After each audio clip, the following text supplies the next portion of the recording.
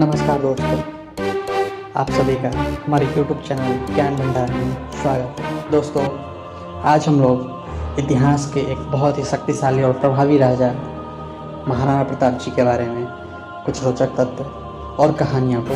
सुनेंगे। दोस्तों, महाराणा प्रताप जी का जन्म 9 मई 1540 ईस्वी को राजस्थान के कुंभलगढ़ के दुर्ग में हुआ। महाराणा प्रताप के पिता का नाम उदय सिंह और उनके माता का नाम महारानी जीवंताबाई था। दोस्तों, महाराणा प्रताप बचपन से ही अस्त्र चलाने में काफ़ी रुचि रखते थे और जिसके वजह से ये भील जनजातियों के बीच में रहने लगे और वहाँ पे अस्त्र चलाने में उन्होंने निपुणता हासिल की। दोस्तों, जैसा कि हम जानते हैं, सन 1567 ईस्वी में मुगलों ने मेवाड़ पे आक्रमण किया और मेवाड़ के कुछ हिस्सों को अपने अधीन में ले लिया। दोस्तों, जैसा कि इतिहासकार बताते हैं कि ना ही अकबर का कोई रुचि था और ना ही महाराणा प्रताप जी का कोई रुचि कि वो लोग दोनों आपस में लड़ाई करें, लेकिन गुजरात और दिल्ली इन दोनों पे मुगलों का शासन हुआ करता था और इसके बीच में मेवाड़ राज्य पड़ता था। दोस्तों, जैसे कि मिडिल ईस्ट की जो कंट्री हैं, वहाँ से बहुत सारे खाद्यान्न पदार्थ, वस्त्र और घोड़े, ये सब अच्छे किस्म के सामान समुद्री रास्ते से आते थे और उन्हें वापस दिल्ली की तरफ ले जाना होता था, जिसके बीच में मेवाड़ के राजा से अकबर को संघर्ष करना पड़ता था। बस इन्हीं वजहों से अकबर चाहते थे कि वो मेवाड़ को अपने अधीन कर ले, लेकिन जैसा कि हम लोग जानते हैं, महाराणा प्रताप जी सिसोदिया वंश के राजा थे और राजपूतों का इतिहास आप लोग जानते हैं कि वो धर्म और अपने परिवार और अपने राज्य के प्रति बहुत प्यार करते थे और कभी वो लोग किसी की स्वाधीनता स्वीकार करने के लिए तैयार नहीं होते थे। उसी प्रकार महाराणा प्रताप ने जब अकबर के बहुत सारी कोशिशों के बाद भी, जैसे माना जाता है कि अकबर ने 8 बार दूतों को महाराणा प्रताप से संधि करने को भेजा, लेकिन महाराणा प्रताप राजी नहीं हुए, जिसके कारण से 1576 ईस्वी में हल्दी घाटी का युद्ध का सामना करना पड़ा। दोस्तों, हल्दी घाटी के युद्ध से पहले कि मैं कहानी थोड़ा सा आपको बताना चाहता हूँ। जैसे नियमानुसार जब पिता की मृत्यु हो जाती है तो बड़े बेटे को गद्दी सौंपी जाती है, लेकिन यहाँ पे महाराणा प्रताप के छोटे भाई जगमल को गद्दी पे बैठाया गया। लेकिन महाराणा प्रताप कुछ दिनों बाद सैनिक विप्लव के द्वारा गद्दी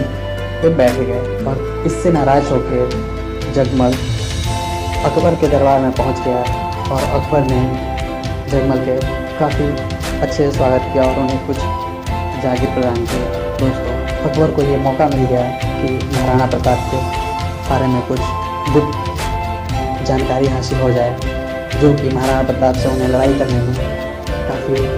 सहायता मिलेगा। दोस्तों, आगे चलकर जो हल्दी घाटी का युद्ध हुआ सन 1576 में, तो महाराणा प्रताप के तरफ से उनके सेना का नेतृत्व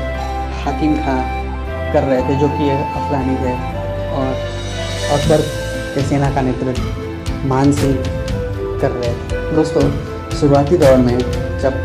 लड़ाई हो रहा था तो महाराणा प्रताप के 3000 के सेना ने मान सिंह के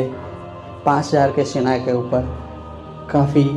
प्रबल हो रहे थे, लेकिन कुछ अफवाहों ने इस युद्ध को बिल्कुल से ही महाराणा प्रताप के विपक्ष में कर दिया। ये अफवाह ये थी कि अकबर खुद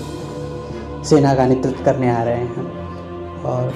ये सुन के महाराणा प्रताप के सैनिकों के बीच खलबली मची और वो लोग युद्ध भूमि छोड़ के भागने लगे। इस दरमियान महाराणा प्रताप भी युद्ध करते करते घायल हो गए और अब लोगों को मैं उनके घोड़ा चेतक के बारे में कुछ बताना चाहता हूँ। चेतक जो कि काफ़ी प्रिय घोड़ा था महाराणा प्रताप जी का और काफ़ी चतुर घोड़ा था। वो कई बार महाराणा प्रताप को युद्ध में बचाया था और वो स्थिति को बहुत जल्दी भांप लेता था कि इस युद्ध में क्या होने वाला है, और जैसे ही लगा कि इस युद्ध में महाराणा प्रताप जी हार जाएंगे या मारे जाएंगे, तो उन्होंने फ़ौरन वहाँ से महाराणा प्रताप जी को, जो कि महाराणा प्रताप जी भी घायल हो गए थे और चेतक भी थोड़ा घायल हो गया था, चेतक ने फिर भी महाराणा प्रताप जी को लेके वहाँ से भाग निकले और रास्ते में जब जंगल की तरफ भाग रहे थे तो लगभग 20 से 25 फुट का एक पहाड़ी नाला था, जिसे पार करना नामुमकिन सा था, लेकिन चेतक ने अपने जी जान लगा के महाराणा प्रताप को एक लंबी छलांग लगा के उस नाला को पार कर दिया और पार करते ही चेतक ज़मीन पर गिर पड़ा और उसकी मृत्यु हो गई। चेतक की मृत्यु के बाद महाराणा प्रताप को काफ़ी दुख लगा और महाराणा प्रताप के जो क्षेत्र था उस पर अकबर का बहुत सारे क्षेत्रों पे अकबर का शासन हो गया। वो अकबर अपने अधीन ले लिया, लेकिन महाराणा प्रताप कभी हार नहीं मानने वाले राजा में से एक थे। उन्होंने जंगल में ही रह के गोरिल्ला पद्धति के द्वारा अकबर पे बार बार आक्रमण किए। उन्होंने अकबर के सैनिकों के पीछे अपने जासूस छोड़ दिए और लगभग 20 साल तक उन्होंने जंगल से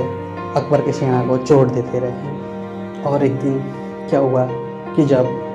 महाराणा प्रताप जंगल में शिकार करने जाने वाले थे और शिकार कर रहे थे, तभी 19 जनवरी 1597 में एक सख्त धनुष की प्रत्यंचा चढ़ाते समय उन्हें अंदरूनी चोट लगी और उनका देहांत हो गया। जब उनके मरने की खबर अकबर को मिली तो उसने भी दुख प्रकट किया और उसने कहा कि मैं महाराणा प्रताप को कभी हरा नहीं सका। इतने बड़ा राजा होने के बाद भी मैं कभी महाराणा प्रताप को जीत नहीं सका। और यहीं पे हम लोगों का ये वीर पुत्र महाराणा प्रताप जी का कहानी समाप्त होता है। धन्यवाद।